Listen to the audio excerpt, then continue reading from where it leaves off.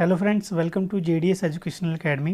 सो आज मैं लेकर आया हूं दोस्तों CBSE class 10 social science sample paper number 6 2020-21 का। इससे पहले हमने ऑलरेडी 5 सैम्पल पेपर कवर किया हुआ है, तो जिन्होंने उस वीडियो को ना देखा हो मैं लिंक डिस्क्रिप्शन बॉक्स में दे दूँगा, आप वहाँ जाके देख सकते हैं। इस वीडियो में भी हम दोस्तों क्या करेंगे, जो आपके 5 सेक्शंस है उसमें सेक्शन नंबर ए जो है आपका, जिसमें एमसीक्यू, वन वर्ड्स या फिल इन द ब्लैंक्स या फिर ट्रू फॉल्स के जो भी जितने भी क्वेश्चन बनते हैं या स्टेटमेंट फॉर्म के, वो सारे हम यहाँ पे कवर करेंगे। तो चलिए स्टार्ट करते हैं सेक्शन नंबर 1। क्वेश्चन फर्स्ट है, which one of the following provisions is related to Gandhi Irwin pact. तो आपको बताना गांधी इरविन पैक्ट किससे रिलेटेड है। तो पहला है आपका to arrest the sir John Simon, second है not to arrest Gandhi ji, third है to release the political prisoners, last है आपका to abolish salt tax. So आपका करेक्ट आंसर क्या हो जाएगा दोस्तों, option number third is correct. Gandhi Irwin pact हुआ था आपका to release the political prisoners. उसके बाद गांधी जी कहाँ चले गए थे, आपके गोलमेज सम्मेलन जो हो रहा था आपका सेकेंड गोलमेज सम्मेलन 1931 में। गांधी जी ने गोलमेज सम्मेलन जो फर्स्ट हुआ था उसमें सम्मिलित नहीं हुए थे, सेकंड में वो जाके शामिल हुए थे, थर्ड में भी वो नहीं हो पाए थे। तो केवल सेकंड गोलमेज सम्मेलन में गांधी जी कहाँ गए थे, लंदन। तो ध्यान रखिएगा। नेक्स्ट क्वेश्चन देखते हैं, क्वेश्चन नंबर सेकंड है, who criticize the glorifications of the reasons and science and focus instead on the emotions, intuitions and the mystical feeling. तो आपके ऑप्शन है romantic artist and poets, second है the liberals, second है third है the political radicals, last में the large land owners. तो आपका correct answer क्या हो जाएगा दोस्तों, option number A is correct, romantic artist and poets. Next question देखते हैं, question number third. Question number third है, which of the following was the causes of to withdrawal the NCM movement. तो आपको बताना है एनसीएम मूवमेंट वापस क्यों ले लिया गया था गांधी जी के द्वारा। फर्स्ट ऑप्शन है to outbreak the violence at Chaura Chauri, second है lack of coordination among the satyagrahi, third है Gandhi ji wanted to start civil disobedience movement, last है other nationalist persuaded Gandhi ji. तो आपका करेक्ट आंसर क्या हो जाएगा दोस्तों, option number A is correct, to outbreak the violence of Chaura Chauri in 1922 Gorakhpur UP में। तो चौरा चौरी कारण ही क्या हुआ था दोस्तों, एनसीएम मूवमेंट गांधी जी ने वापस ले लिया था, क्योंकि वहाँ पे चौरा चौरी में 100 पुलिस वालों को जला के क्या कर दिया गया था, मार दिया गया था, दैट्स वाई। क्वेश्चन नंबर 4 देखते हैं। क्वेश्चन नंबर 4 है आपका दोस्तों fill in the blanks.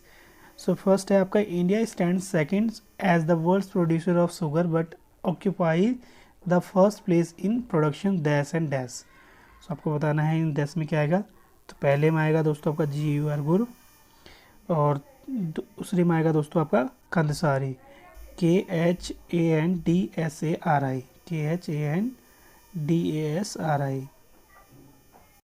Now इसी में आपका और करके क्वेश्चन दिया हुआ है। क्वेश्चन है, organic chemical plants are located near. आपको बताना है ऑर्गेनिक प्लांट्स कहाँ पे है। सो वो है दोस्तों, सो इसका आंसर होगा आपका ऑयल रिफाइनरी के पास, oil refineries, REFINERIES, oil refineries. So ये आपका आंसर हो गया। क्वेश्चन नंबर 5 देखते हैं दोस्तों। क्वेश्चन नंबर 5 है आपका, which city in India has emerge as a electronic capital of India. So आपके ऑप्शन है बेंगलुरु, मुंबई, चेन्नई एंड दिल्ली। तो आपका आंसर क्या हो जाएगा दोस्तों, option number A is correct, Bengaluru. Next question देखते हैं, क्वेश्चन नंबर 6 है आपका, which one of the following groups of states has the largest number of cotton textile centre. तो आपका आंसर क्या हो जाएगा दोस्तों, आपका ऑप्शन हो जाएगा, option number B is correct, Gujarat and Maharashtra. Next question देखते हैं, क्वेश्चन नंबर 7 है आपका, give any two factors which determine the land use pattern of the nation of a nation. तो आपका आंसर हो जाएगा पहला आपका टोपोग्राफी और सेकंड हो जाएगा दोस्तों आपका पॉपुलेशन। ठीक है। नेक्स्ट क्वेश्चन देखते हैं, क्वेश्चन नंबर 8 थे आपका। There are 57 fertilizer unit manufacturing nitrogenous and, first option है potash phosphatic fertilizer, complex nitrogenous fertilizer, D है आपका अमोनियम फॉस्फोर। तो आपका करेक्ट आंसर क्या हो जाएगा दोस्तों, आपका option number C is correct, complex nitrogenous fertilizer. Next question देखते हैं, क्वेश्चन नंबर 9 है आपका। Which is the capital city of Belgium. तो आपको पता है इसका आंसर है आपका Brussels, option number A is correct. Next question देखते हैं, क्वेश्चन नंबर 10 है आपका। What is the vertical division of power. तो आपको पता है एक वर्टिकल डिवीजन होता है, हॉरिजॉन्टल में लेजिस्लेचर, एग्जीक्यूटिव और जुडिशरी आते हैं, वर्टिकल में सेंट्रल गवर्नमेंट, स्टेट गवर्नमेंट और लोकल गवर्नमेंट। तो आपको डिफाइन करना है, तो आप कह सकते हो the division of power between the higher and the lower level of government is known as the vertical division of power and it is very essential. So ये आपका आंसर आएगा, आंसर नंबर 10 का, क्वेश्चन नंबर 10 का। Next question देखते हैं, इसी में आपको कर दिया हुआ है, Sri Lankan Tamils refers to which social group.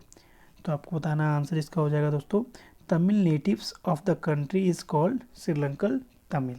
ठीक है, तमिल नेटिव्स जो तमिल के मूल निवासी हैं। नेक्स्ट क्वेश्चन देखते हैं, क्वेश्चन नंबर 11 है। Which local body has a mayor as its head. तो which local body has a mayor as its head, तो आपका हो जाएगा म्यूनसिपल कॉर्पोरेशन। Municipal corporation. इसी में आपको और क्वेश्चन दिया हुआ है, what do you mean by decentralization. So decentralization मतलब क्या होता है दोस्तों, when the power is taken away from the central and state government and give to the local government, it is called decentralization.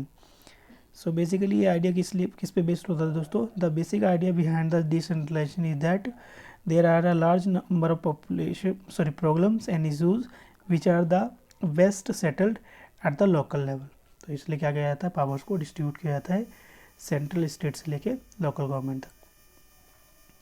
Next question number 12 देखते हैं, question number 12 है आपका। Assume there are the 4 families in a country. The average per capita income is these families is rupees 5,000. If the income of 3 families is 4,000, 7,000, 3,000 respectively. So what is the income of 4th family? तो आपको बताना 4th family की income कितनी होगी। सो आपका answer हो जाएगा correct answer हो जाएगा। इसका आंसर कैसे निकलेगा, आप निकाल लीजिएगा। पर कैपिटल इनकम का फॉर्मूला क्या होता है, टोटल इनकम ऑफ कंट्री अपन में टोटल पॉपुलेशन। तो आपका करेक्ट आंसर क्या हो जाएगा दोस्तों, आपका option number A is correct, 6,000। Next question number 13 देखते हैं, क्वेश्चन नंबर 13 है। A shoe manufacturer want to sell shoes in a market and buy wheats. The shoe manufacturer which will first exchange shoes that he had produced for money and then exchange the money for wheat. Which drawbacks of water system is indicated here? So कौन सा drawback है यहाँ पे दोस्तों, आपका हो जाएगा option number D is correct, lack of double coincidence of bonds. ठीक है, तो ये हमेशा देखिएगा जितने भी लैक्टिसाइड लगाया आप में, वहाँ पे इससे रिलेटेड एक क्वेश्चन बनता है, तो ये आपका मोस्ट इंपॉर्टेंट मार्क कर लीजिएगा। नेक्स्ट क्वेश्चन है, इसी में और क्या दिया हुआ है। Swapna small farmer grow groundnuts on her 3 areas of land. She takes a loan from the money lender to meet the expenses of cultivation, hoping that her harvest would help to repay the loan. Midway through the seasons, the crop is hit by the pests and the crop falls. She is unable to repay the money lenders and debts grow over the year into the large amount. Next year, Swapna takes the fresh loan for cultivation. It is the normal crops this year, but the earnings are not enough to cover the old loan. She is caught in debt. She has to sell a parts of land to pay off the debt. Which situation is Swapna facing? So इसका answer क्या हो जाएगा दोस्तों, इसका answer हो जाएगा situation of bad traps, है ना, जो बार बार जिसका लोन कभी ख़त्म ना हो और वो बार बार क्या ले लोन ले और रिपे ना कर पाए। So this is a situation of डेब्ट ट्रैप। ठीक है, क्वेश्चन नंबर 14 है आपका। Identify the incorrect option from the statement given below. So first option है आपका credit refers to an arrangement in which the borrower supplies the lender with money, goods and services in return for the promise of future payment. Second है आपका in rural areas the main demand for credit is for the crop production. Third है interest rates of collateral and a documentation requirement and the mode of repayment is called the terms of credit. D है आपका the credit helps him to meet the ongoing expenses of production, complete productions on time. सो आपका correct answer हो जाएगा दोस्तों, क्या हो जाएगा, कौन सा स्टेटमेंट सही है आपका? Option number A is correct. Option number A is correct. Next question देखते हैं। ऑप्शन नंबर क्या था आपका? ए इज करेक्ट। नेक्स्ट क्वेश्चन देखते हैं, क्वेश्चन नंबर 15 आपका, only income is not the proper indicator of the development of country, which of the following is not correct in the constant of the above statement? तो आपको बताना कौन सा गलत statement है यहाँ पे। फर्स्ट है money can not insure the population free environment for individual. Second है money does not insure respects and the dignity of for individual. Third है आपका some peoples earn more than other do. Fourth है आपका money helps us to buy only material goods and services. So आपका correct answer क्या हो जाएगा दोस्तों, इसमें से कौन सा गलत है? Option number B is wrong, money does not insure the respect of dignity for individual. Next question देखते हैं, लास्ट आपका इस सेशन का। असर्शन है ए स्टेटमेंट दिया हुआ that territory sector is also called manufacturing sector. इसका रीजन दिया since the territory sectors activities generate services rather than goods. So आपका ऑप्शन नंबर बताना है। Assertion is incorrect but reason is correct. Second है आपका both A and R true but reason is sorry and the reason is the correct explanation of assertion. Third है आपका both assertions and the reasons are correct but reason is not the correct explanation and assertion। Last है आपका assertion is correct but reason is not correct। तो आपको बताना कौन सा answer सही है आपका। तो आंसर नंबर आपका क्या है दोस्तों? ए इज करेक्ट। सो आपको पता है सेकेंडरी सेक्टर आपका मैन्युफैक्चरिंग सेक्टर कहलाता है ना, तो option number A is correct. A incorrect है बट रीज़न आपका क्या है? करेक्ट है, आर इज़ करेक्ट। सो यहाँ पे हमारा सैम्पल नंबर 6 क्या होता है दोस्तों, कंप्लीट होता है। आई होप आपको ये वीडियो पसंद आई होगी। अगर आपको वीडियो पसंद आए तो प्लीज़ ज़्यादा से ज़्यादा लोगों तक शेयर करें और लाइक का बटन दबाना ना भूलें दोस्तों, और इसे ज़्यादा से ज़्यादा लोगों तक क्या करें, पहुँचाएँ। Thank you so much.